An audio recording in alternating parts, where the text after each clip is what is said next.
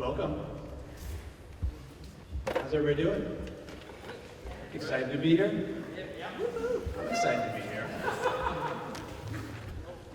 For those who haven't met me, my name is Tom Galligani. I serve as the Executive Director of the Office of Strategic Planning and Community Development with the City of Somerville. And I'm so thrilled to be here with some of our partners from Rappy Properties, from the Union Square Neighborhood Council, from Art Stays Here and the Don't F with Fab initiative, and my staff at the Office of Strategic Planning and Community Development. Folks have been working hard over the last couple of years to try to get to a place where we can see something exciting happen.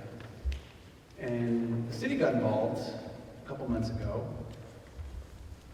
because we saw an opportunity to create an environment, establish an environment where two of our most critical business clusters could grow, be enhanced, and expand, and that's the arts. Anybody interested in the arts expanding? And our climate tech economy. We'd love to see that expand, all the good stuff that's happening in Greentown Labs and the companies that have come out of Greentown Labs.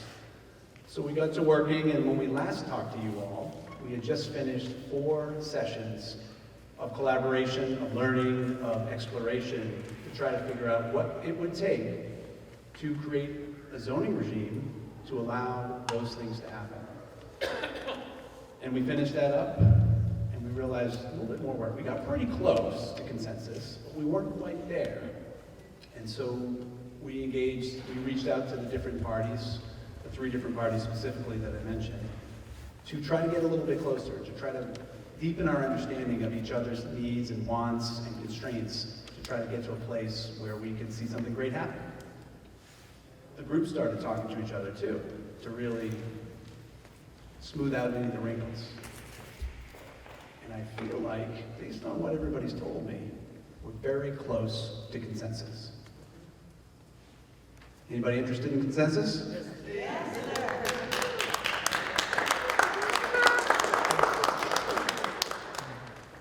What we think consensus means, and I gotta put on my light here because I forgot my glasses. We think that means a redevelopment of this campus of somewhere between 1.4 and 1.5 million square feet of commercial, warehouse, R&D, industrial space. This would allow the expansion of the business incubators and the R&D uses, research and development uses that have come out of Greentown Labs, the business incubators, and a lot of the scientific R&D that have come out of Form Energy, Sublime Systems, all the other many companies that have been growing in our midst in this neighborhood. We think this includes preserving and expanding ACE uses and facilities. We're not just talking about space for artists, we're talking about purpose-built space, affordable space, long-term space, so artists can grow, stay here, stay in Somerville and grow. This means a community center. This means housing. This means civic space. And this also means that building 1 of this multi-phase development is the real key. It's because this is the building where we have to get it right. And it's going to pay for the infrastructure for this entire campus, allow for this community center to be built, all the stuff that we want to see. So I've got some friends up here who are going to hope, now they've become friends, who are hopefully going to explain more of these details and welcome you as well. We've got Ethan Dussault from Art Stays Here. We have Michelle Hansen from the Union Square Neighborhood Council. We have Russ Preston from Rappy Properties. And we have my subject matter expert, Dan Bartman from the Office of Strategic Planning and Community Development.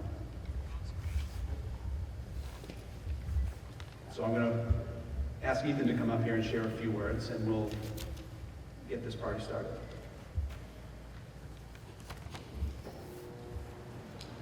Thank you, Tom. Tom said most of it. And as he mentioned, my name is Ethan Dussault. I'm an organizer with Art Stays Here and the Don't F with Fab campaign. I'm also a small arts and creative enterprise business operator in a fabrication district building right across the alley from what's proposed as Block 3 in Somerville Development. And I know many of you this before, but I'm just going to be diligent in saying so, that over the last few decades, about 2 million square feet of arts and cultural space has been lost from the greater Boston area. As a response to this, the city of Somerville wisely created the FAB district and the ACE requirement as a few tools to help address this problem and to prevent the loss of this space from our city going forward. The Somerville Arts Council and the Metropolitan Area Planning Council came together and did an assessment of art space and also these new rules and pointed out some ways that we can do better going forward now that we have this foundation to build on. These policies...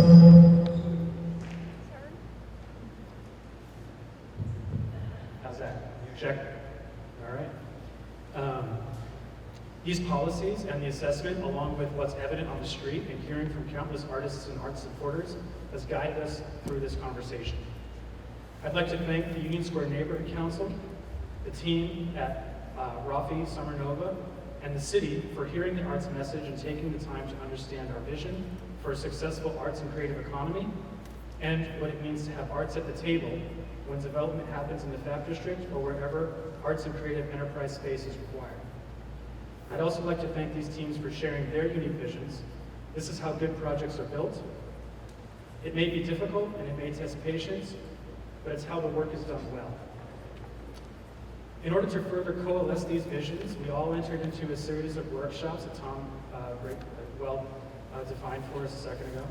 And these discussions were fruitful, and I'm happy to say that this helped greatly. And I'm more than hopeful today than ever that we are getting closer to a project that we can all celebrate. I feel all right. We'll just leave it at that. Thanks again for everyone involved, and I look forward to what's next.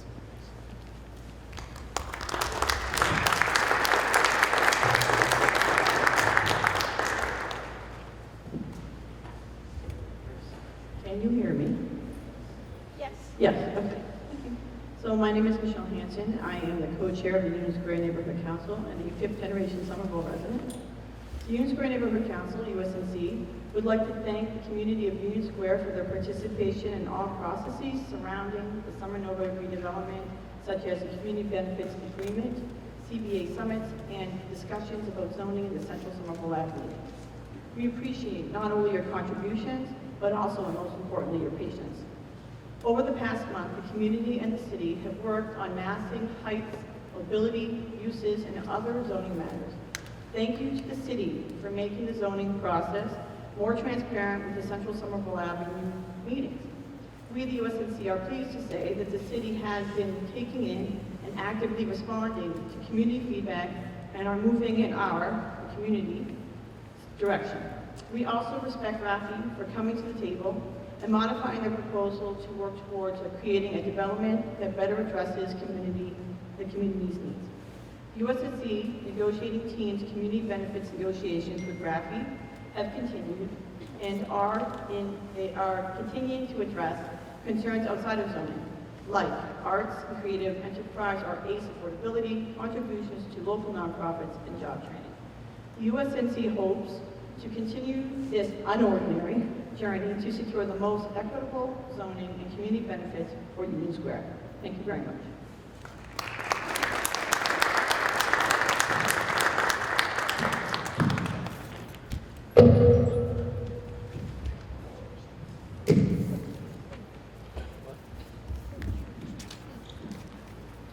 Test. All right, how's that? You can hear me? Yep. All right, thanks. Thank you, everybody, Ethan and Michelle and Tom. And Russ has put the document that we've shared with everybody. So what this is a draft of what could be the zoning standards for what we are currently calling the Arts and Innovation Sub-Area.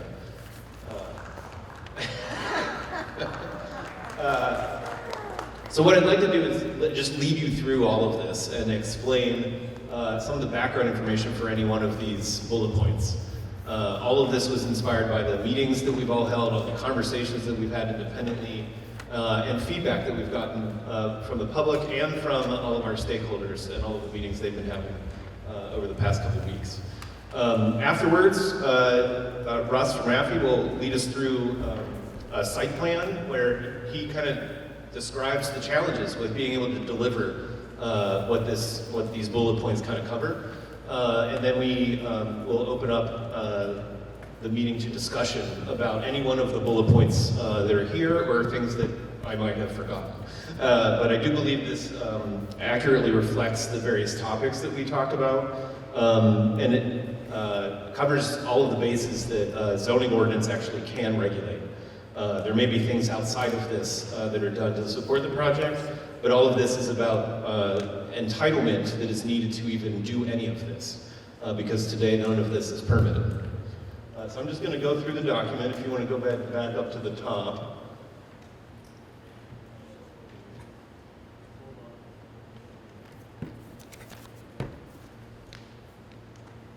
And is this also visible at home? He's sharing the screen for the... Yes. Yeah, that's visible. Okay, so I'm going to go ahead and get started. The first section is about permitting process. How all of our master plan scale development happens is that you first submit a master plan that requires a discretionary permit from the planning board. The planning board is analyzing the master plan, not buildings that'll come from the plan itself, but the plan contents in total. Once that is approved, it opens up the ability to actually build the buildings, the streets, and the civic spaces that are proposed in the plan, subject to the zoning. So the plan is a product of the standards that establish the parameters for what can be in that plan. And you must get that approved to then move on to the next step. The next step is called site plan approval. That is a required to be issued permit for anything that is compliant with the zoning ordinance. The planning board then can impose conditions to mitigate negative impacts, but they cannot refuse to issue the permit. That is different than anything that requires a special permit. Special permit is discretionary, just like the master plan special permit. So across the board, if it's a discretionary permit, it's a special permit. If it's administrative and must be issued, that's what site plan approval is. But that doesn't mean that the planning board can't solve local issues through site plan approval. I want to make sure everybody understands that aspect of it. Frequently, through the master planning process, almost every developer has asked us for concurrent permitting of whatever is phase one in their master plan with the master plan special permit process. So that just means you talk about both of those things at once. And whatever is phase one ends up always being the primary topic that's being discussed because it's what you know the most about at that point in time. Later phases of a master plan development are often 10, 15, 20 years in the future. You just can't predict that far in advance. So you have less known stuff further out, but a lot of facts can be determined about phase one. And so it's more efficient with everybody's time. The city's time it takes to administer the permitting process, the public's time for being involved in that permitting process, if you can do the master plan aspect of it and its phase one simultaneously, instead of repeating that exact same process about the same thing after you get the master plan special permit. So this zoning, we would propose to include allowing phase one to be concurrently permitted with the master plan. And that's it for the permitting process. It would still tap into that existing process that's already governing how Union Square happens, how Boynton Yards happens, how Assembly Square happens, how the future of Brick Bottom will be developed. All of those are in our master plan development overlay district and function this exact same way. So this is the same process being proposed. The second bullet point is for thoroughfares. We would require new streets in almost every one of our master plan development areas. We required new streets in Boynton Yards. We're doing the same thing in Brick Bottom. Here, there would be a new requirement to extend Tyler Street through what is today a building. The character of that, though, will take on more of a through-block plaza, more like a civic space for humans, maybe bicyclists, or maybe you understand that more as a shared street space, but not cars. Not cars, sorry. So Tyler Street will be extended for humans primarily. The second thing would be to add a new alley between Block 2. How fast can you switch back and forth with the site plan? between Block 2 and the properties that front on Somerville Ave. Part of that desire for an alley is to create separation between these taller buildings and the existing 3- and 4-story buildings that are fronting Somerville Ave. They're at a lower scale, and the alley will help create that buffer between those. Oh, so he's, can you just draw a line where we're contemplating that new alley and the extension of Tyler Street, if you're able to do that? That would be all of the requirements for new thoroughfares. In the zoning, you would see a map that looks very similar to this, with lines on it demanding where those new thoroughfares go, and the master plan would have to comply with that to be approved. So those 2 lines represent, one, a new alley just south of Somerville Ave, and then the extension of Tyler Street. For new civic space, we propose a 10% requirement. That's a little bit lower than some of the other master plan development overlay districts, but this is a smaller area compared to those. And that's why it has a smaller number. That is about 0.68 acres and about a total of 29,000 square feet. We're rounding all of the numbers off today. None of them are actually rounded in their calculations. We would also propose drawing a square over what we would, this is how zoning would handle this. We would draw a square over what we are all calling Block 2. Russ, could you just draw a square over Block 2? So those 2 green lines would be required new thoroughfares, and then this square that he just drew would be an area of the plan where they must put civic space. And we would propose that at least 15,000 square feet of the 29,000 total be located on that block. But they can decide where within that square to locate that 15,000 square feet, because that square is bigger than that area. So it's just a target zone to land that civic space. That's one of the, through all of our conversations, that's been one of the plazas that people have been talking about. That plaza could interconnect with the extension of Tyler Street, which itself takes on more of a civic space style character as like a through block plaza or shared street space. And that would be the extent of the civic space requirements. What they then propose would be one of our civic space types permitted in the zoning ordinance. There are 10 or 11, I believe. I'm looking for peace up people. But we do expect these civic spaces to take on a highly urbanized character. There are neighborhood parks nearby, but this will most likely be paved plaza space, but that does not mean that it will not include vegetation. So make sure to know that all of our civic spaces, even when they're really urban plazas, have really robust tree requirements. So anybody, I don't see Tori either, but anybody that's nervous about the landscape design, know that a plaza is just not an empty, vapid space. We're going to do questions at the end. The next section is uses.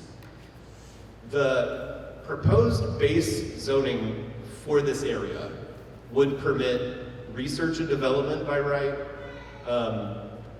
warehouse space by right, and all of the arts uses by right. Everything else we proposed as requiring a special permit. The intent is to use what this would be is an overlay district mapped on top of that. And the value add of using that overlay is that if you get your master plan approved, all of the uses in the base district that require a special permit become by right, because they will show us where they're going to put them and how much of them they're going to create. And in a base zoning district, we don't get any of that foreknowledge. So the standards are different to be more strict in the base, where information isn't shared up front. When somebody comes at you with a master plan, they tell you what their intent is for the next 5, 10, 15, 20 years, and you have more confidence in how that will work and how it will all come together to be a finished product. So that's why we propose that getting a master plan special permit should make those uses by right. On top of that, we think that residential housing should be permitted by right. We did not go into this proposing a mixed-use district. In fact, a lot of the conversation was focused on how Summer Vision directs us to focus on developing commercial floor space across the city. But through all of our conversations, we realized how much including some amount of residential and making this a mixed-use project would actually reduce some of the impacts and make things work better because it would lengthen the human activity of the neighborhood after work hours. It will also reduce the traffic impact because residential uses and commercial uses use parking at different times of the day. So all of the parking that can be built on campus can be shared between the daytime R&D and arts people, and then when they go home, a percentage of the parking will be freed back up, and the residents coming back to the site will be able to park. So they'll share all of the parking asset.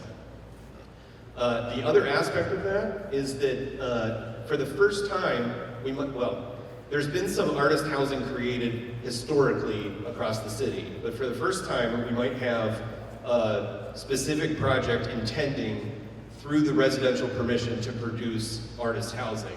And we have another zoning amendment separately from this that proposes to add that to our zoning ordinance. That is residential housing that you must have one certified artist living in the unit. That certification process is administered by the Arts Council, and that is something that would be utilized here.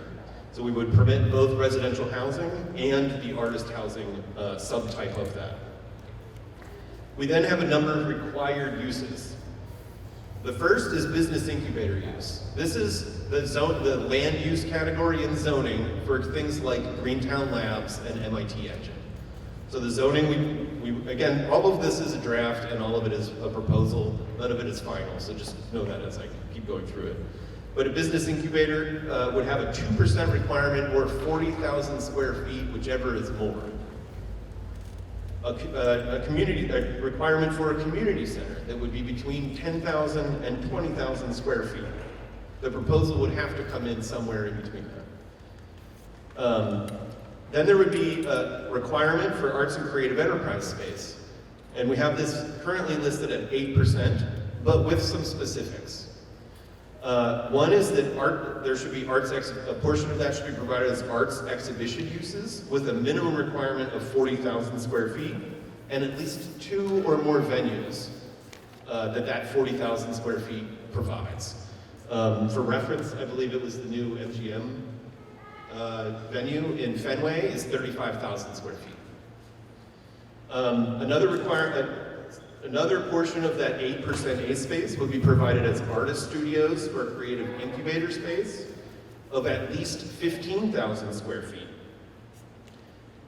We also have a bullet under that if live-work units are provided, that they would count as a space, because a live-work unit is a dwelling unit just like all of the apartments or houses we live in, but it has attached space for an artist to work. There are some of these existing today at the building at Twin City Plaza, which I forget the name of. What is it? Metro 9. And then also the artist building in Brick Bottom.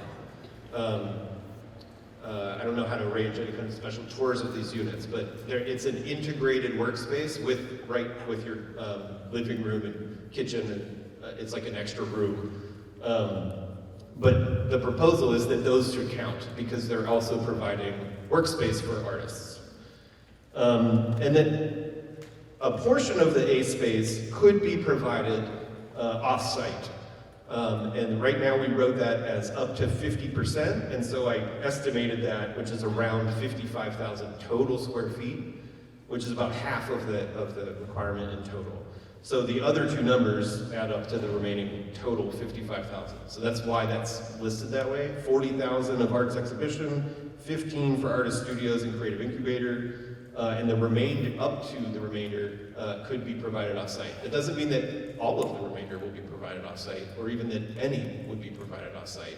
It's an option that we propose to write into the code that might make success at delivering all of this more plausible. If residential is provided, 20% of that would have to be affordable. That's a standard across the city. But we would also propose that 20% of it is provided as the artist housing category that I mentioned previously. So you have to have 20% of however many units would be provided would have to have a certified artist as a tenant in that unit. If those units happen to cross over each other, meaning that an required affordable unit happens to also be one of the artist units, we propose that that could count as a space because you're directly providing an affordable unit to an artist that needs it. The next topic is parking and transportation. Thank you, Russ. This first bullet is kind of a statement. The proposal for controlling traffic coming to and from the site is based off of kind of three things. One is that we are going to actively control the supply. Two, the parking cannot be free. People have to pay for parking or they don't take into consideration the external costs that parking has associated with it, including the fact that this campus, if the proposal moves forward, is oriented towards climate tech, and all of us are driving cars that are contributing to the problem, at least today. So the desire is to drive down the amount of trips that people are making by automobile, and you do that by controlling the supply, making sure it's not free, and implementing mobility management programs that work to change people's behavior over time. The proposal, we have continued to talk about only 750 total parking spaces. The square footage has fluctuated throughout our conversations, 1.4, 1.5, 1.6, but we've held that number, 750 cars, stable throughout all of those conversations, purposely to help reach this goal of how people come and go to the site.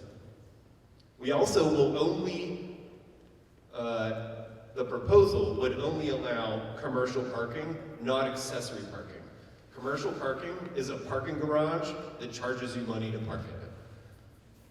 Whether or not there are daily passes, monthly passes, overnight, there's all kinds of potential to meet the demand, but also provide parking for the residents in the evening and the RP workers during the day. Different possibilities within that commercial parking, just like you would see at every other parking garage. That's two ways the regulation restricts the supply and makes sure that people pay a fair market price for that parking. On top of that is a whole mobility management program. That comes with baseline standards that are automatically required. Every building over 50,000 square feet is required to participate in this. Large businesses with more than 50 employees are required to participate in this. Master plans that are submitted are required to submit a mobility management plan. So that means this process of needing to meet standards that are already on the books happens multiple times as everybody would go through this process, and there would be multiple checks and balances as things continue to evolve, where that is routinely reviewed and adjustments are made to make sure that the targets in the mobility management plan are achieved. And when they're not, additional standards are triggered. So that would be a mobility management plan that's submitted as part of the master plan that has standards applied to it. Then when they propose to build each building, they do a mobility management plan for the building. So that's 4 more mobility management plan reviews and additional standards applied to each building. And then when large tenants occupy those buildings, they also submit a mobility management plan. And the reason is because different people are in charge of those different things. Some employers provide, for instance, some of us today might have employer benefits that are transportation related. The city of Somerville subsidizes MBTA passes for staff. That's how I get around. That's an example of a required mobility management program. The bare minimum of that example is providing that tax-free The federal government allows companies and municipalities to get tax incentives to provide their employees with a pass the cost of which does not get taxed from the federal government. So that salary that you would have earned for that pass, not taxed, and so you buy that essentially without a loss of that portion of your salary. The other version of that is the business totally subsidizes that pass. That's an example of what we're talking about in how these mobility management plans work. So, for instance, they propose a plan that establishes a goal that no more than 50% of the people coming to and from this building would drive in an automobile. We say, great, here's all your required programs to try and achieve that, and then they build the building and they monitor how people are behaving. And every year, those businesses, those buildings, and those parking garages have to submit annual reports on how their employees are traveling, how their tenants are using their buildings, how much parking they're utilizing, and how much parking is available on different times of the day or week, so that we can make those adjustments. And if they aren't hitting that 50% trips goal, which is just an example, but let's say their trips are coming in at 65% by automobile, then additional standards would kick in to help get people to change their behavior, which is what I'm talking about with that transit pass. When we only provided the tax break version of an MBTA pass at City Hall, 5 employees out of hundreds took it up and got an MBTA pass. I was one of them. But now we have dozens of people riding on the train because that MBTA pass is subsidized. That changed the behavior of people working at City Hall to ride the T that just providing the green line didn't do, right? But that subsidized T-Pass made a difference. And so there's less cars actually driving to City Hall now. The same thing is what we're talking about. And I want to reiterate that process happens every time. A new building gets built, when the master plan gets approved, when new large tenants come in and out of those buildings, they're all making mobility management plans that the mobility division is reviewing and imposing those types of interventions. So I wanted to at least cover that related to how mobility management would work for this site. On the last page is, or the back might be for yours, is the buildings. And these reflect where our conversations ended with trying to deliver everything else that people would like to be a part of this development. Block 1, which Tom identified, rightfully so, as like the linchpin for this entire project. And Russ is going to talk to you about the various sites and trying to achieve these standards on those sites in a little bit. But Block 1 is the most important building in all of this. It will have to pay for all of the infrastructure upgrades to make the rest of the buildings happen. It is also the most constrained site. The thing I want to point out about the room you're sitting in is that this is about a 25-foot high ceiling, and the goal is to build lots of this. But because there are only 4 potential building sites, the desire is to build multiple floors of this, as many as possible. So what you see here is just the total building height, not numbers of stories or anything, so that we just understand the maximum height of those buildings. But however many floors of this that they can build vertically, that's the ultimate goal. This type of space facilitates all of the various types of activities that businesses like Form Energy, Sublime Systems, and a lot of the startups in Greentown Labs need, because they are a small business all encapsulated in one place. They need to test how they produce their products, where they store all of their supplies to build their products, all of the office space, and the easiest thing to use is a room like this, because it is flexible and can be subdivided. It needs to understand warehouse style racking and forklift movement. It needs to understand how to deal with a crane up in the ceiling that might pick up heavy equipment and move it around. You can see one of those cranes in the Greentown Labs building now. And can be subdivided to provide smaller rooms. You see how that in the back here is built as a smaller space? You can build mezzanines and subdivide rooms in a space like this to make it useful for you in a manner that's highly flexible. So I really just wanted to emphasize what they're trying to create. It's wildly different than all of the biotech lab space that we just built about 2 million square feet of. They're not transferable from one to another. So building 1 would be 130 feet tall, plus however tall the mechanicals would be on the roof. The frontage of this building, thank you Russ for drawing those. So 1 is right there in the middle. It fronts on Tyler Street today, and it has a sign on Dane Street. Those are sensitive frontages and may be deserving of an upper story step back. All of the upper story step backs in this, or desired for this project, create pinch points in trying to deliver the buildings, which Russ will talk about later. Block 2, diagonal to the north of that one, would be 165 feet tall, plus the mechanicals, with a per Percy side upper story step back. So that building is less imposing upon that little pocket of houses that you see on around Per Percy and Tyler Street.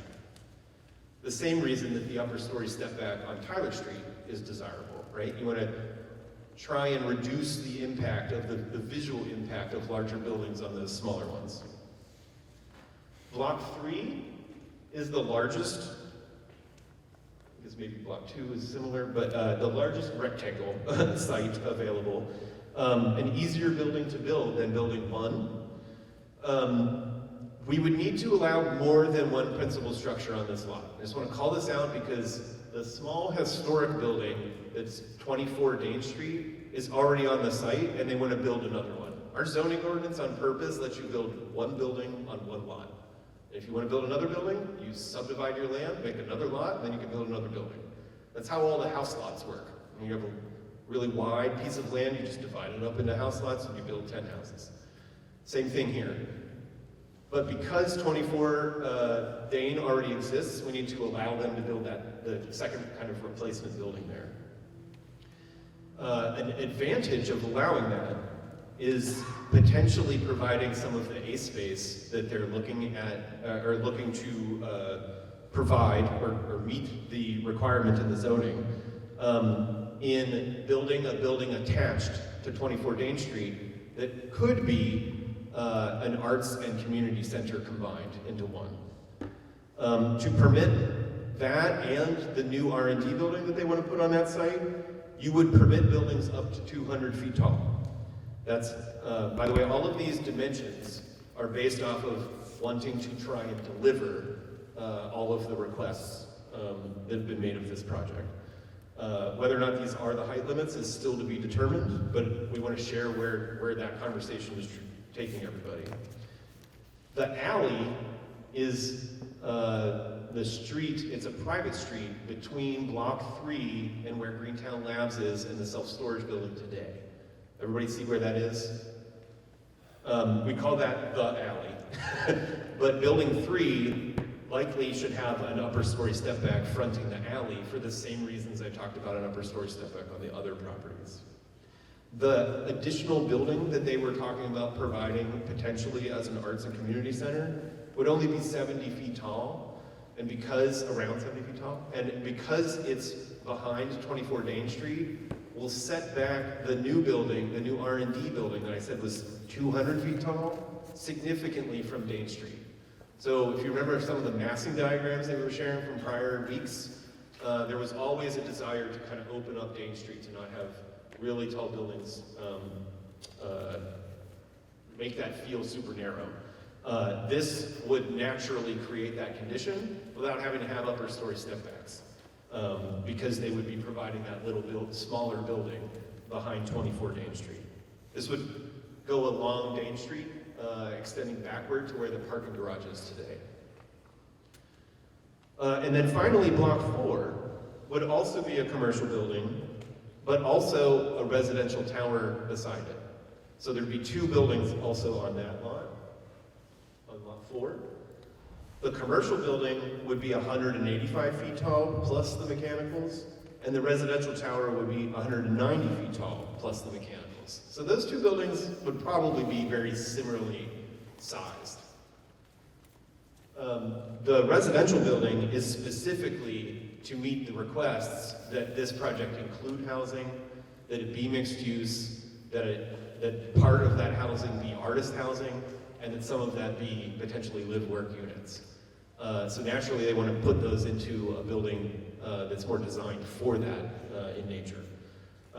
So that's a summary of the 4 blocks and potentially what the zoning would be to permit those 4 buildings. Again, based off of trying to meet all of the other expectations that we already covered. That's it. That's kind of where zoning stops. What then materializes from those numbers is the whole next step if we were to adopt this overlay district. So I'm going to hand it off to Russ, but the quality of the urbanism that comes from this is what would be reviewed multiple times by the planning board to issue the master plan special permit, and then subsequently site plan approvals, again, for every single building, every single new street, and any new civic space. So that's where the actual outcome gets reviewed, and that is a public process that requires public hearings and meetings that all of you will get to participate in if you so choose. So I'm going to go ahead and stop there and let Russ talk about some of the things that they've been looking at over the past couple weeks in wanting to meet all of our goals and desires. Yeah, that needs turned on. Test.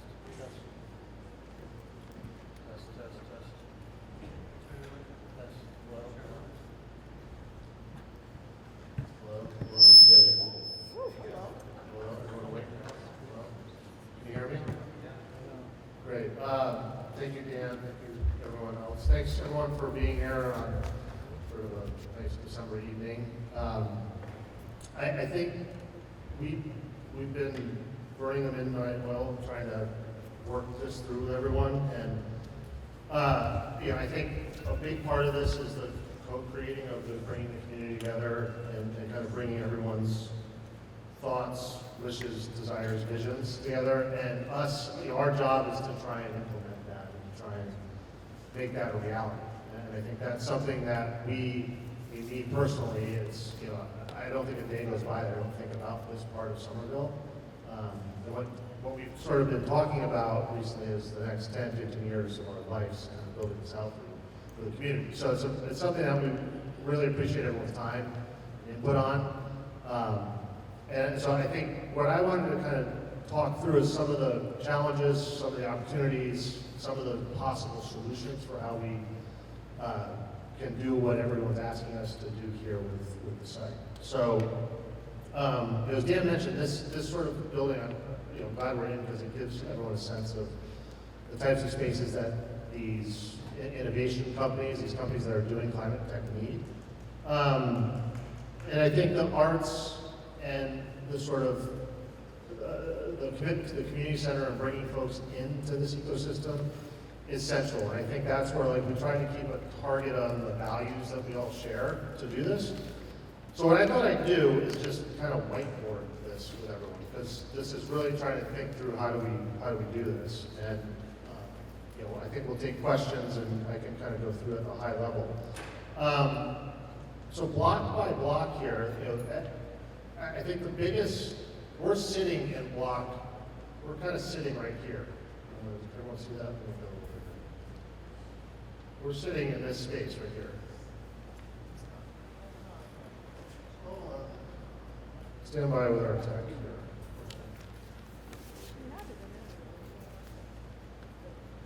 Is that better? Yeah. All right, let me get my pencil size bigger. So we're in this building now, and what Dan alluded to is that this dimension is tight. So that's just a constraint we have. We can't change that. So what we've been shooting to do is make this building 6 stories, 6 floors. So we think we can do that. And that would sort of give us a building that does something like this. It builds out the site at 6 stories. I think it's important from what everyone we've heard from that the buildings step back at Dane Street and at Tyler Street. I think the flexibility there of where, what the depth of that, especially on Tyler Street, is something we need to work through at the master plan or site plan. I think there's a desire to do that so that, Tom asked me to do this little sketch, that there is some relationship between the buildings on both sides of the street. So we have this kind of, street proportion that people can experience as humans. And I think this is I think we have Wi-Fi glitches. Oh, I know, hold on. Sorry, I'm dealing with 2. There, can we see that? Let me do this. Okay, so that upper floor step back here in relation to the existing kind of scale of Tyler Street. So that's just a constraint with this first site. But what we're planning to do still is rebuild these streets. Let me make this bigger. So all of Tyler Street and Percy Way, from back of sidewalk to back of sidewalk, will get rebuilt. So that's new streetscape, new landscaping, new trees, new sewer, all the underground utilities. So there's a new public realm that this will have, and bring all the underground electric and sewer and all those things through. We're going to entirely hide the loading and back of house within the building, so that's sort of a piece of the infrastructure that would then be shared with Block 2. So it would be loading that happens there. So that also allows us to move some tenants that are in Block 2 into this building, move some potential tenants from this area into this building, and we would have roughly 10 to 15,000 square feet of base space in that building as well. What you will notice on the zoning outline that everyone has is the community center in our previous schemes was in the second phase, Block 2, and we need the permanent community space right now is likely going to end up over in Block 3. But we realize that is a negative for all of us, that it's so, it's phase 3 rather than phase 2. So we're committing to create a 5,000 square foot community space in Block 1 and keep it in Block 2 while everything's kind of building out. So that sort of we're kind of continuing to pilot this as we move the development along. So for those of you who haven't been in there, it currently exists over here. So that sort of is a stepping up of the community center as the project builds out. So Dan also mentioned the need to make this connection to Park Street. I think that sort of was everyone seemed to think a very good idea. So we're going to maintain that connection. There's a wall here where Aeronaut is that we'll likely build to the north of. 2 phase to make that connection. We kind of have been going around and around, but we think there's some type of civic space that happens in, in this area of the block. And that would allow us to create a center, create a better version of the courtyard that is there today. And that leaves us really, the development, or the building on that side ends up being almost an L of sorts, in some way, shape, or form. And we're going to keep a new alley back here. So this lane, this sort of service lane, would soften the transition to Somerville Ave. The size and shape of this civic building, I think we will sort out at the master planning level. The other desire we heard, similar to pushing down the height of Tyler Street to 6 floors, was to think about the transition of Block 2, and that there might be more height at the Park Street side, and that steps down. So there will likely be a series of upper floor step backs that happen on Propersy to bring that building down in scale from an urban design standpoint.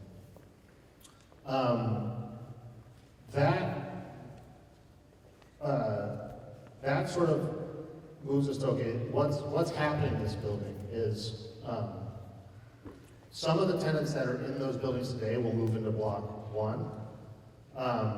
We will then move some of the tenants from Block 3 and Block 4 into that building. And then, as we get over to Block 4, or from Block 2 to Block 3, excuse me, the goal here is to build an arts building that will house the community center and to create a series of arts venues and other arts uses that create a destination along the alley. And then this constraint is to continue keeping this alley on the back. And the relationship between these 2 buildings we'll have to sort out at the master plan and site plan level.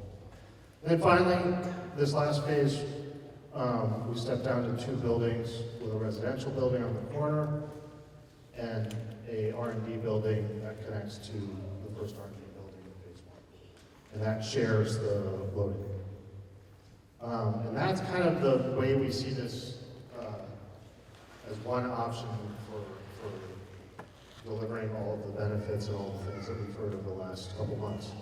I'm happy to take questions and we can talk through all the details and go from there, but I think we really appreciate everyone's honest input and feedback and for the iterative nature of this going forward. So we hope we can achieve everyone's goals with this. Thank you. Gus?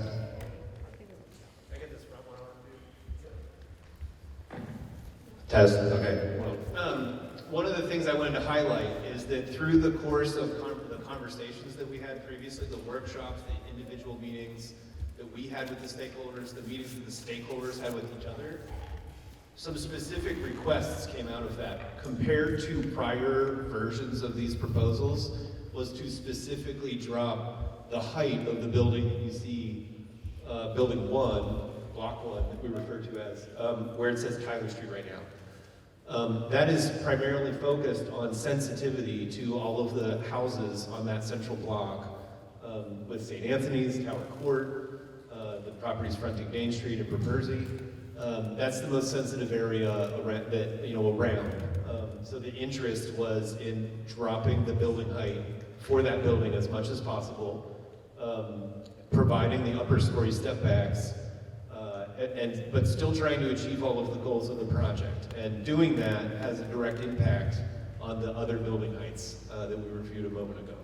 So there's kind of this push-pull factor going on, trying to still achieve everything, but meet all of the expectations. So that was a big one that we were working through over the last couple weeks to try and reach that result. And the numbers that you heard are based off of dropping that building height on that first building. And you remember that we said how important that first building is. So decreasing its height, creates pressure and tension with actually being able to deliver other things, and had a direct impact on what phase some of the other stuff happens in. So I just wanted you to understand the impacts of trying to move all of these pieces around but still hit all of the targets. And I think with that, we'd like to entertain questions from the crowd, from the panel of stakeholders, whatever they might be, and all of us will do our best to try to answer those for any of you that have them. Any questions? Andrew will come around with a microphone so that you can be heard at home.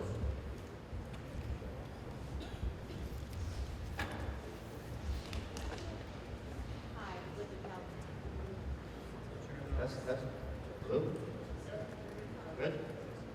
I just wanted to take a minute so that everybody here can realize that we did have several youth that were interested in showing here this evening. So if anybody has any comments or questions for them, they are invested and are here also. So I just want to acknowledge the youth that showed up. Thank you.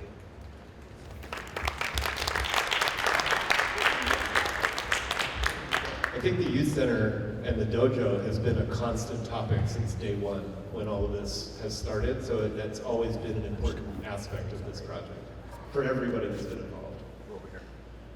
Hi, my name is Derek Rice. I'm a resident on Craigie Street, which is I think like a quarter of a mile to the west. I participated in some of the workshop discussions leading up to this.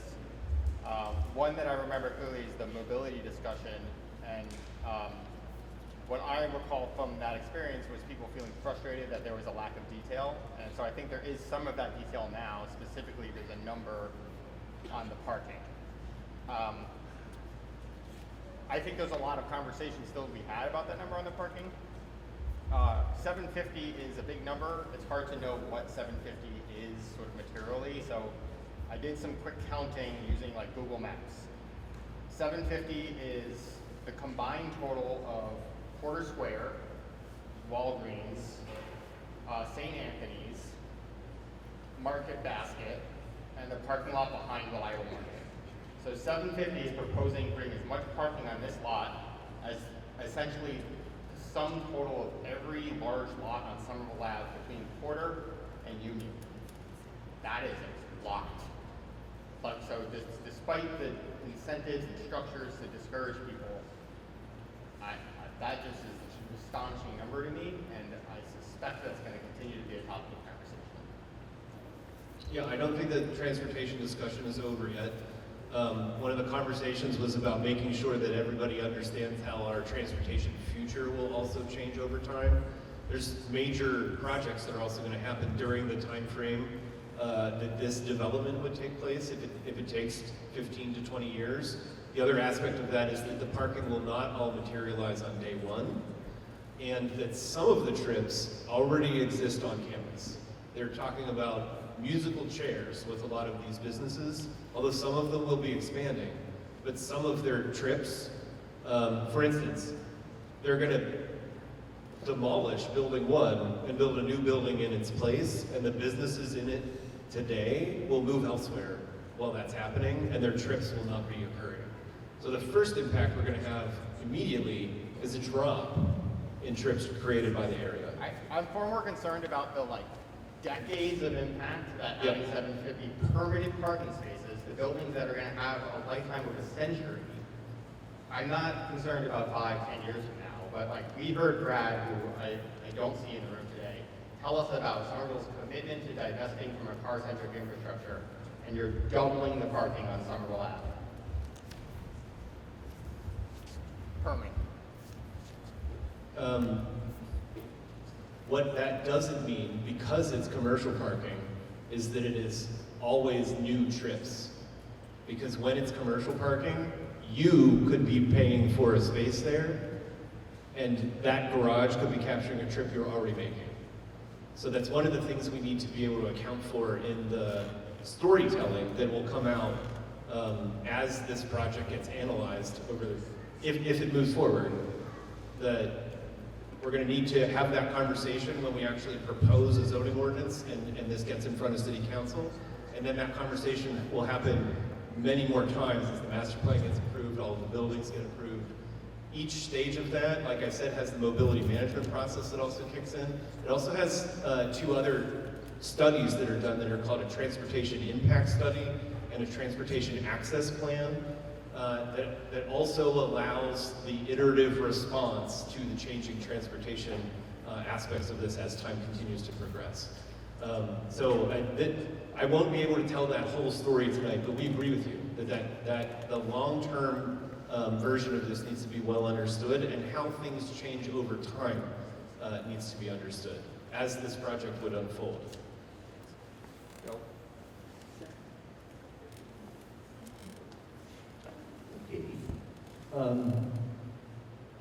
I was going to say one thing, but I want to respond to the last comment, and I don't know that it's been made clear. But if any phase of this development threatens to crash the mobility network, there won't be another phase until that problem is solved.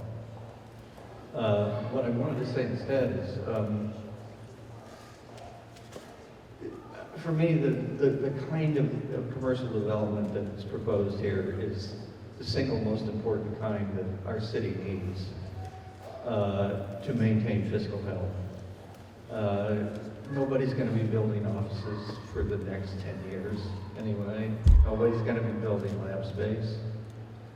And there aren't many places that will build this kind of development because Somerville has between 100 and 200 green tech startups that eventually are going to have to graduate. And the nature of clusters are that they're going to want to stay here. And the nature of any location decision currently made by businesses that are actually successful is going to be based on where does the talent want to be. So this could be a real benefit to the city as a whole. And because of that, I personally am willing to give on other concerns that I would be, and I'm speaking only for myself, that I would be more intransigent about, including civic space.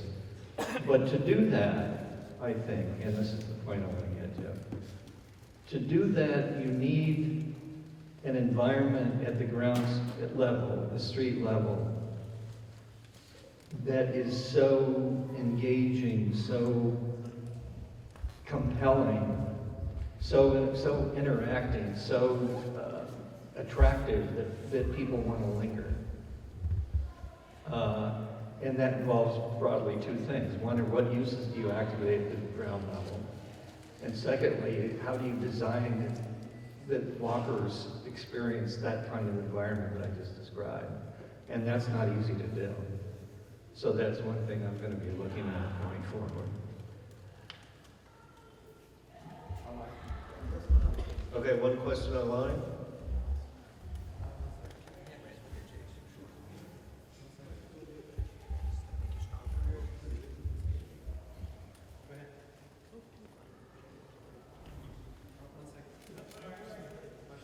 Involved, particularly to take into account concerns about artist space. I'm really excited to see some plans for residential.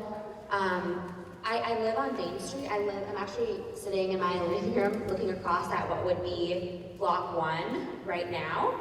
And I think I just had a fundamental misunderstanding previously when I read 6 stories. I didn't understand that 6 stories would be 130 feet. 130 feet is still like extraordinarily tall relative to all of the surrounding buildings. And as you said, Tyler and Main Streets were the ones who are going to be most impacted by this. And so, I mean, I guess I have a couple questions about that plan, you know, particularly in light of the fact that, as you all mentioned, like building 1 is both the most important to get right because you have to fund all the infrastructure projects, but also like it's the testing ground, right? So someone said like, if the phase 1 creates a mobility crisis, all the other phases will be stopped, but like we still here on Main Street will be suffering with phase 1. So whatever you do in phase 1, getting it right, I think is important on a lot of dimensions, both in terms of funding the next phases and those of us who are sort of stuck with it. So yeah, the questions I guess are, is 130 feet from street level or from the railroad level? Because as you well know, like our buildings are all down on the railroad level, as is the current building where Block 1 is, which is several feet below street level. How deep would those setbacks be? Like, how much of the width of building 1 is actually going to be 130 feet tall? Am I going to be like perpetually in all of the sort of buildings, you can see all those residential buildings on that block of Dane Street, are we going to be perpetually in the shadow of this building? Yeah, I guess I'll leave it there. Oh, and then I guess why is 6 stories 130 feet? Can you explain how those two numbers get put together? Because they want 20-foot ceilings, so it's actually more like 13 stories. Yeah. And 60 feet is 40 meters, it's huge. Sorry, I think, Kirsten, so I think I'll maybe work backwards. And I don't know how much of the room we're sitting in that you can see online. So there's, if you look at campus and like the high bay space, the sort of large warehouse space that Dan referenced, there's a certain amount of it on campus right now that we're trying to replicate because there's sort of that level, and then everyone we take through these types of spaces says, wow, you have more of this type of space. So the first 3 levels of the building would be at 25 foot floor to floors. So that sort of base of high bay space is what is in that height number. And then what we found in looking at like the upper floors, additional floor loads and the need to still have big machinery move around, possibly the forklifts, that we need to have an 18-foot floor to floor. So if you add that up, the 6 floors, that gets to 129, which is actually 130 if you round up. So that's the kind of breakdown of the height. It will not be that height the entire length. I think the upper floor step backs. This was sort of a very important piece of the conversation over the last couple of workshops. How deep they are at Dane Street. That's something, how far back this building wall gets pulled is a conversation that when we design this building, we can have with the community. I think what we're asking now is that we have a 10-foot setback on Tyler Street that we can, work with on the dimensions of the site. I think this, this building also is less than the last shadow studies we've done, and I think looking through the various seasons, late winter, low sun angle, that sort of shadows, there will be a little effect on that. But when we get through this next phase, we will be analyzing the shadows again, and I think that has been a kind of concern that we've been monitoring throughout the conversation. I think that covered all. No, sorry, my first question was, you're counting your height from like the railroad track level, which is about, I don't know. Oh, right. Yeah, 20 feet lower. Yeah, there is some odd grading, so I think just, let me pick another color here so there's, this sort of, there's a rise coming up to grade here at Dane Street. This starts to slope up. There is, I think, maybe a 30-inch or a 42-inch drop on the back between the rail. So the goal, where we set the final elevation of this and the average of how that's measured will set the total height. So the average height of this will be 132 feet. But is that like Tyler Street elevation is where Yeah, I the first think, floor must start? well, like say, the lobbies will set the elevation of that first floor. So. And can you just talk briefly, sorry, about the trade-offs that everyone has referred to? Like, why is the case that you need these 6? You've described like why the height of each floor, but why can't you have 2 of the 25-foot floors and 2 of the 19-foot floors, which would probably be much more appealing for, the dozens of us who live around these buildings? I think good question.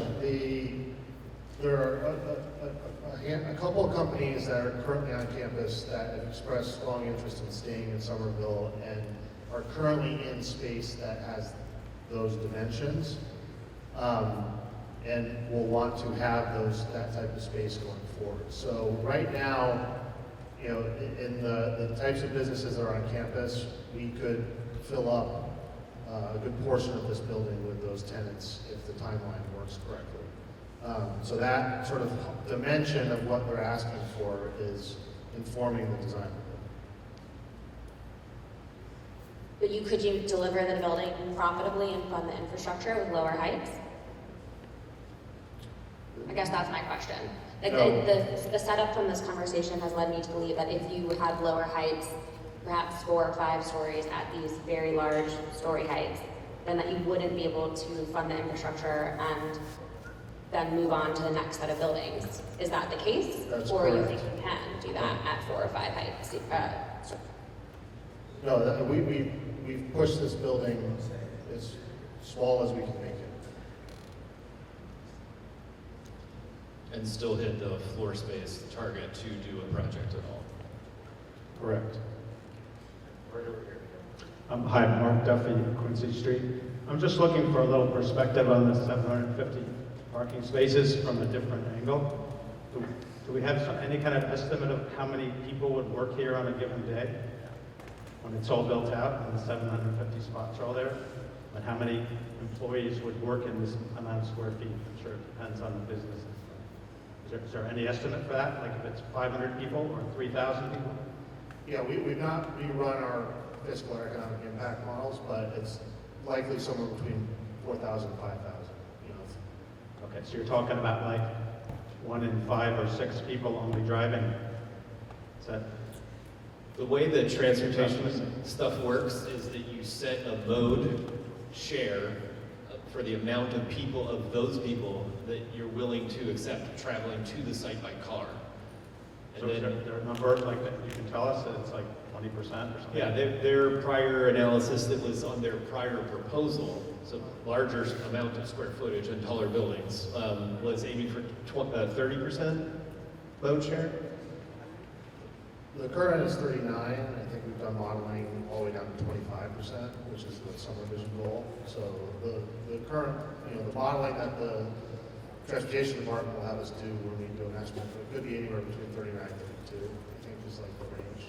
Those actually seem pretty optimistic to me. I mean, the less people driving, the better, but I don't know what the proportion is right now here. I guess there's only so many spaces, only so many people can drive, but okay, that's kind of encouraging on the 750. If there are 1,000 people working here, then I'd be thinking like that's not just aggressive. Thank you. Where did the question go over here? Yeah. Oh.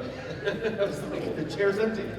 Hi, my name is Kalia, and I'm the youth organizer for Teen Empowerment. And my question was, how long would this take to get youth involved in these spaces?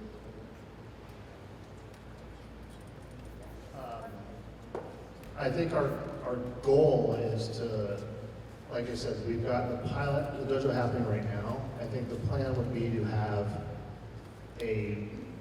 like if you call that dojo 2.0, there'd be a dojo 3.0 in the first phase. That we would start to plan concurrent with that, and that would be about a 5,000 square foot facility, which is a little over twice the size it currently is. And then later on, the goal would be to continue to learn from that and then make sure that the permanent building, that would be in block 3 in the third phase, would include everything we've learned from the pilot in phase 1. So that we would get everyone involved as soon as the master plan starts.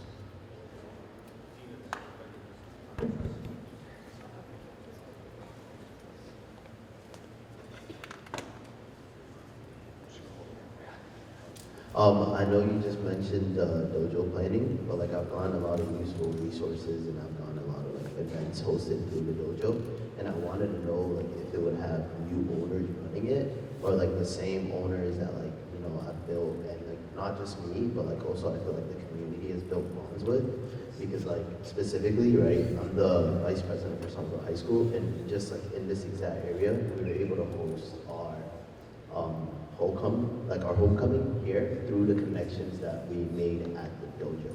So I wanted to know if it's the same exact people running it or if new people are taking over. I think our goal is that we would be continuing to scale the team that we have, and we would work to set up probably a purpose-built entity to run the dojo that would be growing out of the pilot that we're doing now. And I think those partnerships and that network of people would continue to sort of connect the youth-driven programming that's happening.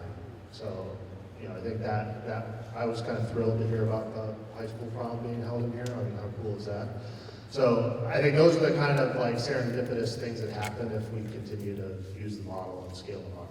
So that's the plan right now. Question from online. Joshua. Hello, Joshua Michaud on Clark Street. Thank you guys for running this whole process of reviewing the Summer Nova planning for the last almost 2 years now, or a year and a bit, I think. It's been a very interesting process to see, and I'm actually pretty happy with this result. I'm really glad you guys actually did include housing at the end of the day. It's really nice to see that we are mitigating some of the impacts of all this construction of new jobs with some close-in housing. I had one additional question though about the parking. I had seen in prior documents that you guys plan to have all of the parking spots be ready for electric vehicles and for charging. Is that still planning to be the case?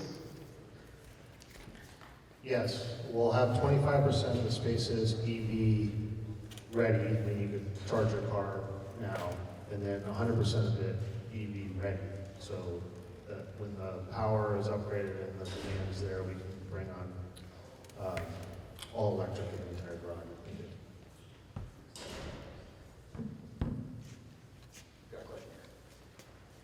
Hi, my name is Ajda Snyder, and I'm a volunteer advocate with Don't F with Fab. I live on Medford Street. I feel incredibly fortunate to live in an artist inclusionary unit in Somerville. Thank you to the city and everyone involved in the transparency in this process. I just wanted to push back on the idea that affordable artist housing should count as a space. I don't think that that is good, and I'll tell you why. Living in an artist unit is awesome, but it doesn't fulfill all of my needs for incubation. For example, if I do loud music, I cannot do that in a residential unit, even if I'm in an artist unit. If I'm in a building that doesn't allow playing loud music or rehearsing with a band, it doesn't fulfill my need for incubation space. And so I just wanted to push back on that being included and counting as a space, especially when there's been a substantial loss for affordable artist workspace in Somerville. I think that if this development could include some loud music rehearsal space, that would be an awesome gesture and a great way to fill a need in this community. I will say that part of that has been part of this discussion the entire time, and it's reflected in at least in the minimum 40,000 square feet for arts exhibition uses, which is where that would fit. Okay. Hey, good evening, everybody. My name is Lee. I live in Ward 6, like Ball Square. Just so people have a sense of where some of my comments are coming from. Member of Green Oak in Somerville, who's been an active partner in some of the visioning for this district. Also am a member of Better Future Project, which is a tenant here at Summer Nova. So I just want to, maybe there's a few ideas that are coming up here I just want to be able to name, because I've had the opportunity to participate in some of the workshops, but not all. And I think actually some of them that come up might actually come back to some things Kalia was talking about, just ways I think youth could be involved. One, I'm very excited about the Tyler Street cross through, and especially if we're saying probably no cars or minimal cars, that could be an awesome space to envision around permeable surfaces, green stormwater infrastructure. I know a lot of the conversations that have been happening around the next version of Assembly Square, right, was creating like Artist Way or something like that, where people could kind of build out the street space and make it really beautiful and creative and colorful. So I just think that's a space that youth could really be involved if that's something that we want to explore. The flexible parking lots, essentially too. I mean, I'm using the word flexible here because again, if you're thinking with each phase, you're seeing certain goals being fulfilled without having to build out more parking. I'm wondering about that. And some people might laugh a little about this, but I'm, now especially since Somerville is like pro sauna.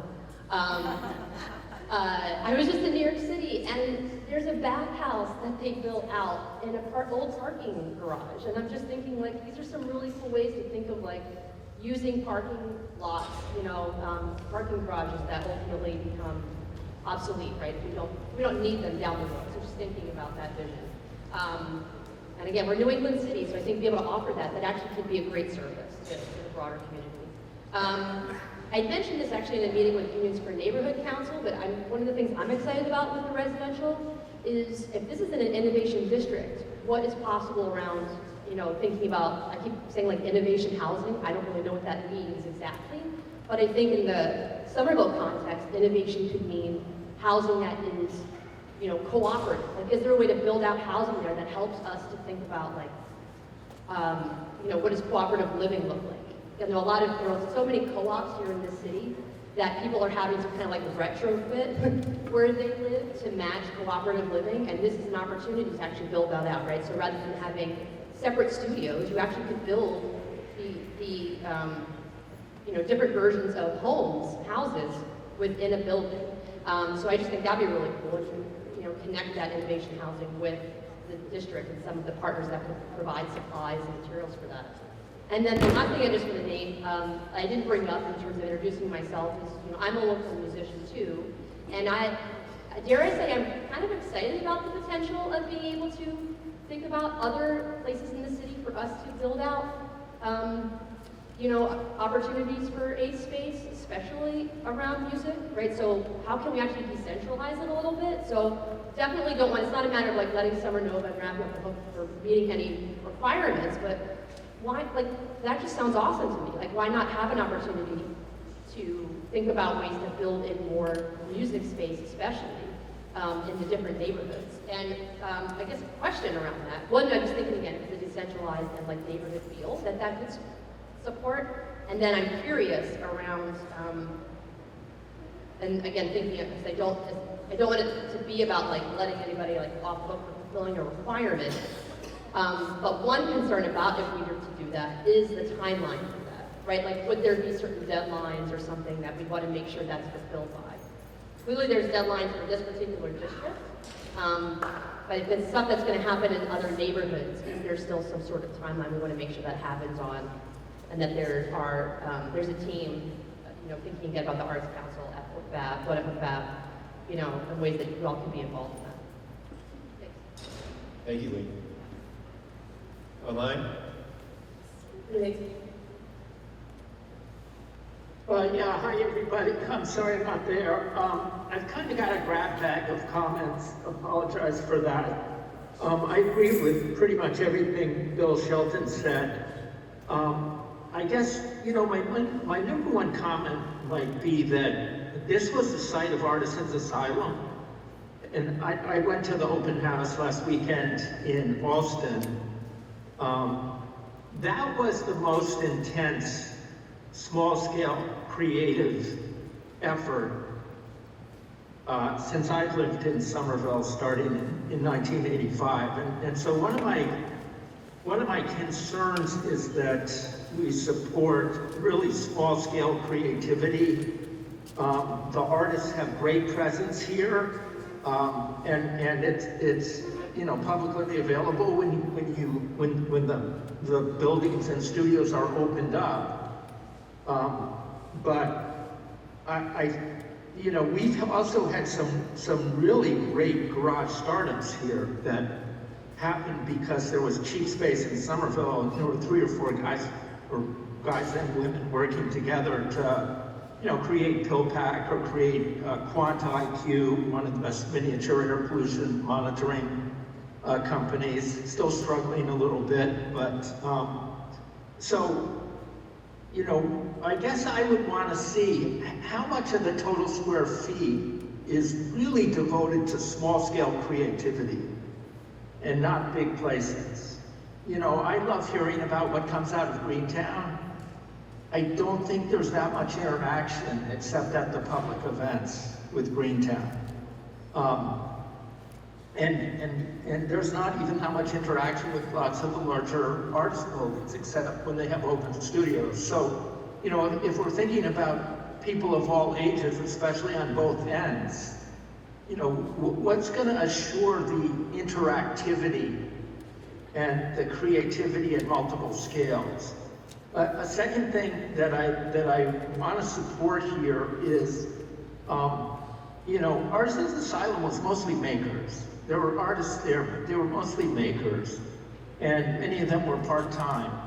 And I do think there is more opportunity for our youth in STEM startups than there is in larger startups or in arts. So I want to make sure that we're really focused on science, tech, engineering, manufacturing as, you know, the small scale end of that. You know, that's something that Somerville can compete with anybody and has, just because it had cheap space and people on short budgets were creative and found spaces here and then created some quite prominent companies years later.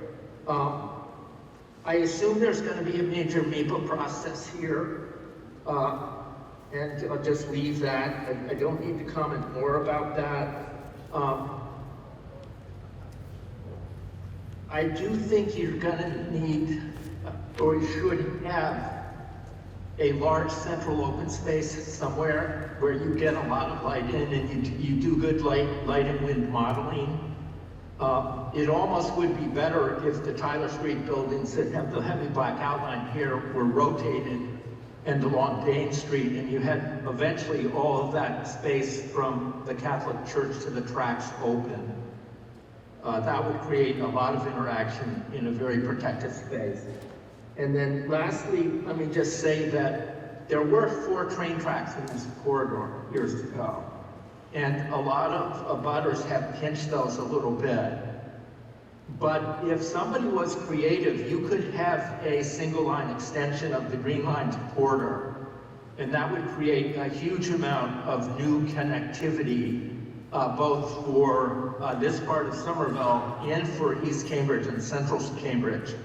What you would do in that case is you'd have a single line rail most of the way, and these are quite common, actually, single line extensions. And you would want to stop somewhere like here, where there was 2 tracks that could pass. In other words, you just create a station in one spot. You know, if you hollowed out the back of Tyler Street or something like that, this would be a good place. There's other places that could do it. The underpass by the Small Star Market, you can do it, etc. I'm going to stop there, but I just thought I would make, well, one last comment. I think two parts to it. You know, real estate development only works with markets. You know, the best thing to do is to get ready when big projects are not buildable, and then get in the ground, or medium-sized, and get in the ground in the start of the uptick. You don't want to be in the back half of an economic expansion, because that's where all the developers get caught with that.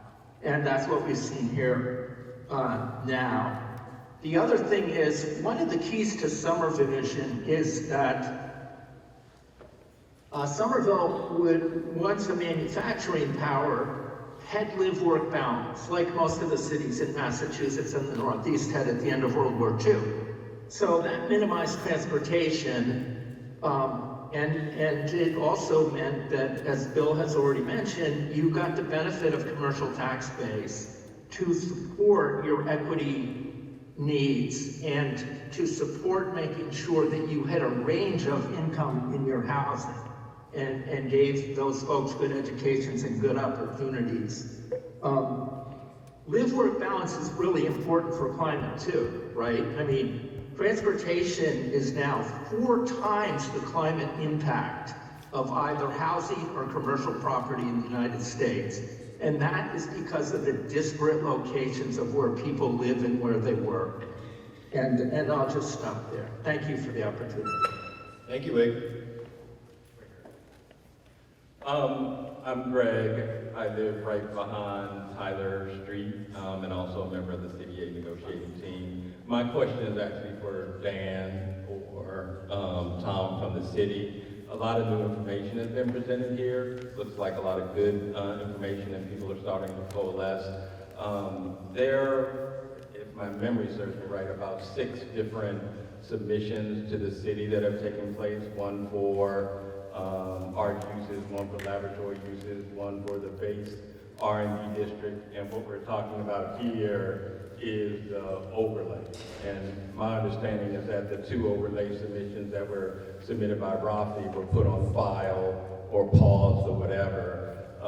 Can you give the people here, because of all this new information, a sense of the timing? My understanding is that nothing around this overlay is going to be voted on or submitted to the city before February 2025. So I think it would be helpful if, we can get a sense of when this stuff, the overlay will be written, and it sounds like it'll be written by the city, not Rafi.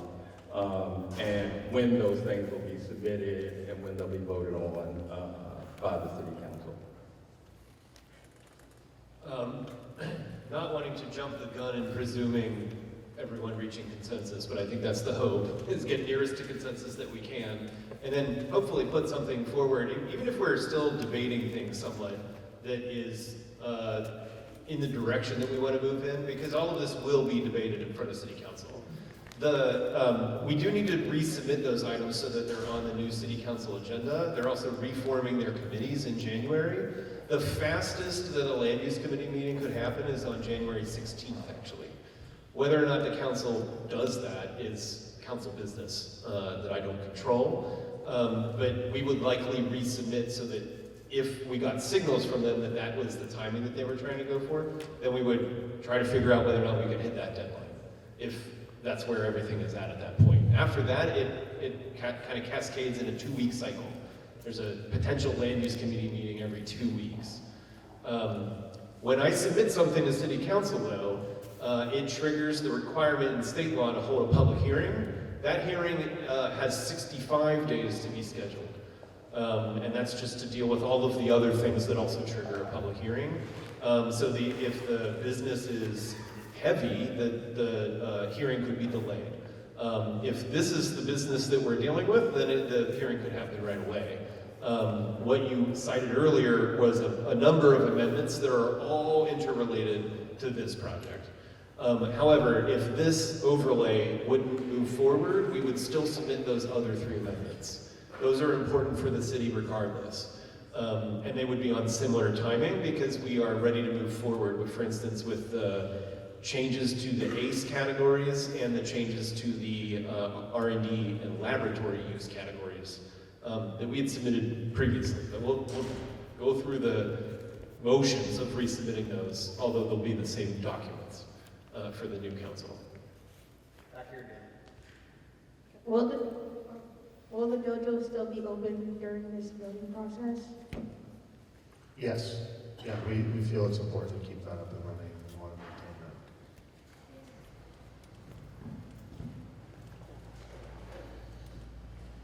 maintain that. Hi, Ellen Milonis, Arts. We're right next door to the proposal. I just wanted to first say thanks for putting arts first in the name of this district. Good job, hope it stays there. And just to express my enthusiasm for what looks like a good process moving forward, to have a lot of arts happening in this space. I hope that can continue to be the focus as this goes through the various phases, but just broadly optimistic, hoping we just keep doing that. So just keeping the arts first is excellent. Thank you for that. Online? Hi, this is Maria Zakaria. I am a resident on Dane Street. I was a little concerned as I heard a question that was posed earlier with regards to the height of the building in Block 1 being 130 feet. This was not something that I was aware of, and I heard the response, the answer stating that there will be an analysis of the shade that will be done at some point to see if it would impact the properties, potentially, potentially my property. if that's the case, when would this be done? And what if it is, I am impacted? Is there compensation, or are you going to redesign the property so that it does not impact my property?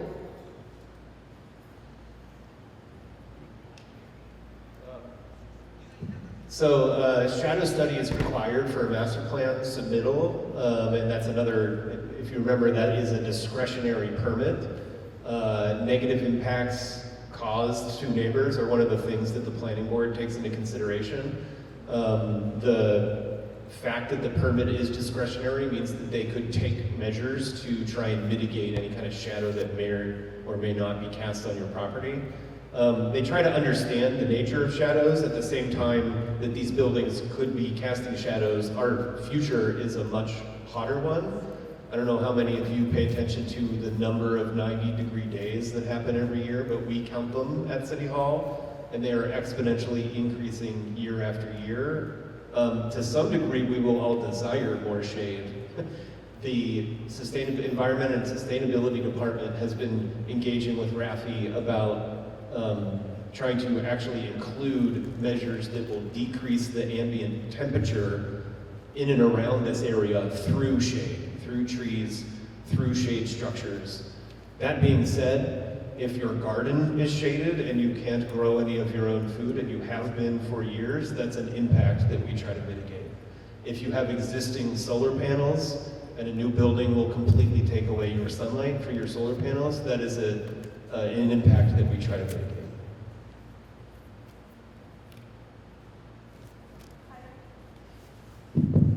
Hi, very loud, sorry. Hi, my name is Amy Bennett. I'm a volunteer with the Art Stays Here Coalition. Wanted to first of all say thank you to everyone who has been involved with this process from day one. There have been a lot of days since day one. And also a special thanks to the city for hosting this process. Thanks to Union Square Neighborhood Council for hosting processes prior. And especially thank you to Ravi and Somerville and Kristen and Russ for bearing with everyone throughout this process. I want to thank the Don't F with Fab team. This draft that we're talking through tonight is the result of many dozens of conversations, arguments, stress. It's really amazing to have this piece of paper here tonight. It shows all the hard work that everyone has done. And I feel confident that we will get there. And I've never really been through anything like this process in my long career. And it's pretty rewarding and pretty remarkable. So just wanted to say thank you.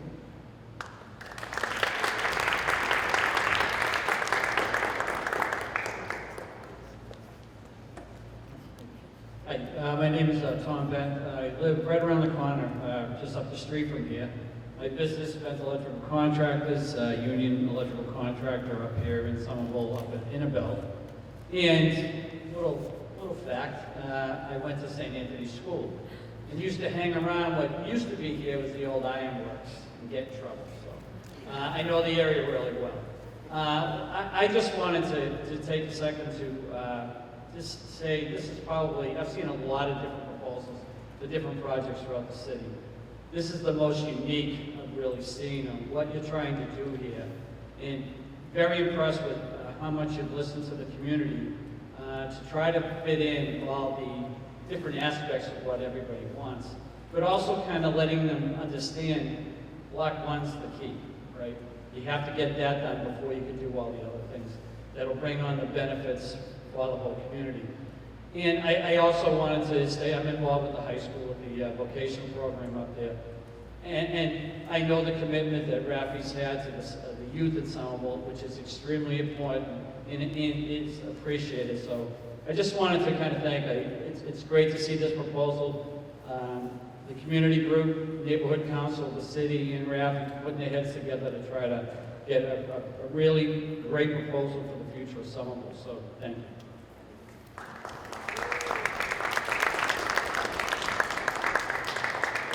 line. Oliver. Hi there, my name's Oliver. I live at Dane Street, opposite the proposed building 1. My question is around the metrics that you use to determine whether the project is viable, like as you invest in it. So is there like a certain profit number, or like what are the metrics and what are the numbers for those metrics that determine whether the project or the building is profitable enough to make it work? So that we can kind of think through, you know, really, does the building need to be as tall as it is? I know you said it does, but I would be appreciated if you could just share some of that for a bit of transparency. Thank you. So Russ, I think this is primarily a question for you, being a developer, but something that we've talked about up at City Hall that I think is a message that like every one of us needs to understand is that development is a money-oriented process, just like everything else that we all partake in the society that we operate in. My wife and I hunt for high-yield savings accounts, right? And so we move our money into those accounts to maximize the interest that money earns. If you can't make more money on a development project than what your high-interest account at your bank provides, you just put your money in your bank because it takes no energy to earn that interest. And so that's something we have to remember, is that anything that we do that doesn't meet the interest earning of a bank account is either a cost or better than the bank account. So I just want to like lay that for the groundwork. I think it's something that everyday normal people can wrap their minds around, because some of those accounts out there are more rewarding to partake in than others.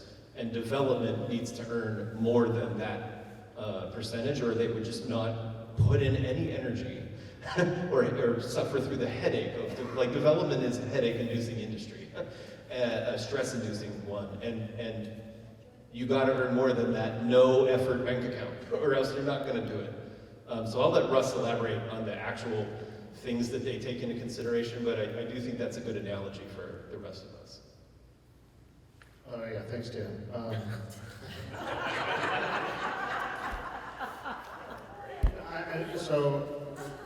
I get often asked to lecture at Boston University around like city building and stuff like that. So I don't want to do a graduate level conversation, but I think it's important to talk through the kind of different measures that we look at. I can't speak for other developers, but I think the first one is placemaking. Like, how do we create a place? I mean, Bill said it earlier, where people linger, and I think that's part of the art of this, is how do we create a place that people have long-term joy in as being part of their community? I think on the second sort of part, it's value, and I think this gets to how one developer can build a building that no one loves, and another developer can build a building that people love. And I think there's value there where that decreases the vacancy rate. Your buildings are full more.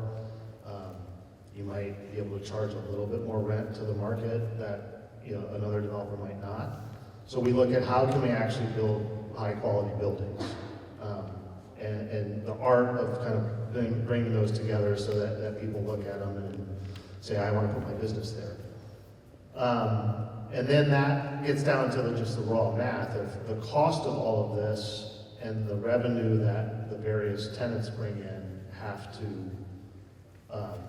do, I think, a couple things. What we look at is that they cover the cost, and then the equity and the debt that go into this project.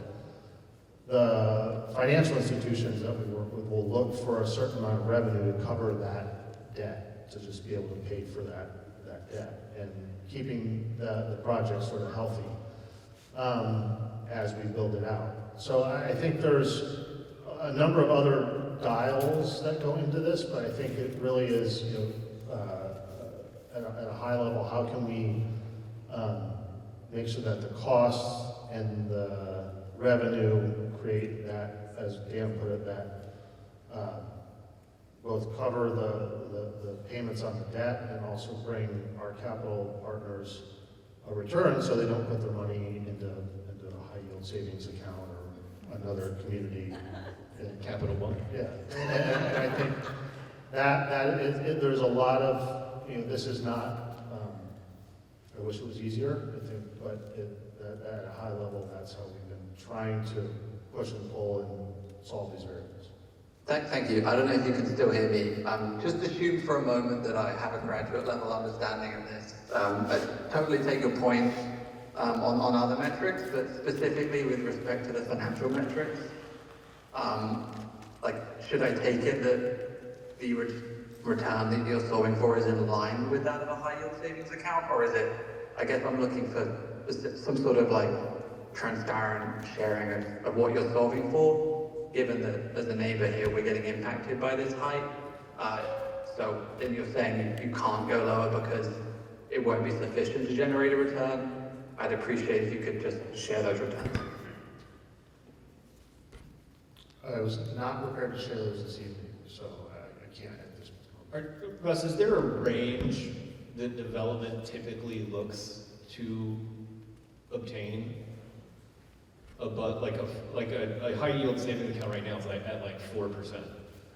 Is there a range that you would try to get? I mean, yes, there are range.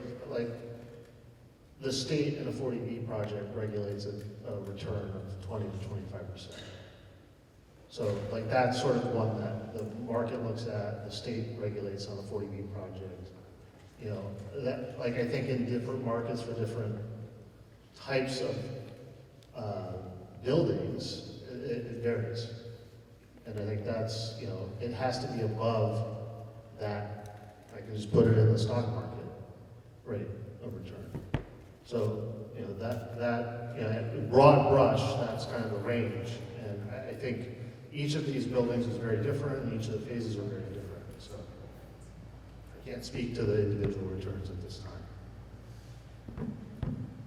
All right, we're running out of time.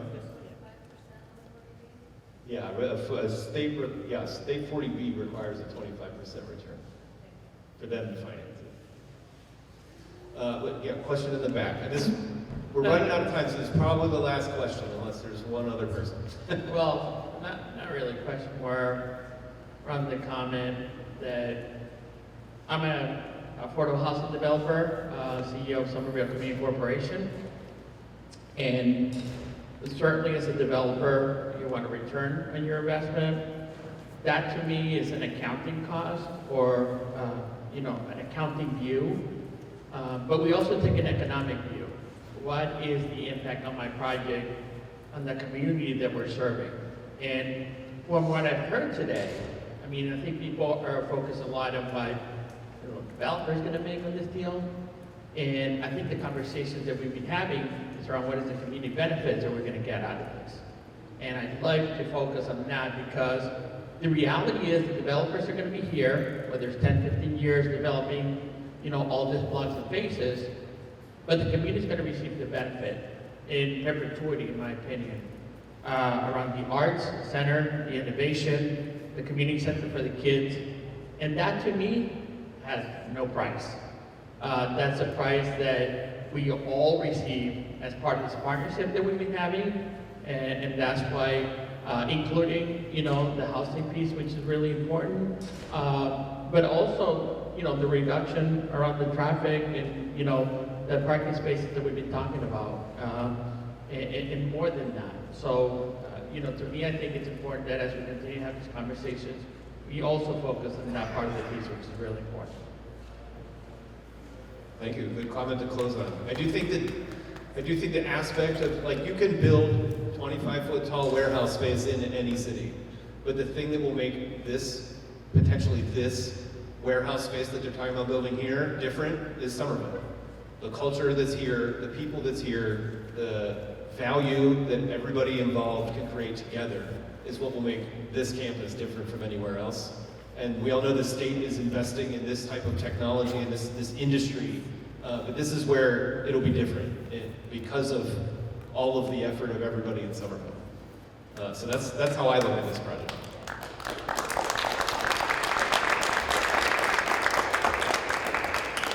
So I want to thank everybody for coming tonight. This is technically the last meeting of our schedule, but this is not the end of the process. The formal process actually has to kick off once we get to a final draft and submit it. So we are eager to hear continue to hear your feedback. We will post the document that you all received today in the crowd online so that other people can also look at it. And please share your thoughts with us as we continue to work on developing this proposal. Thank you.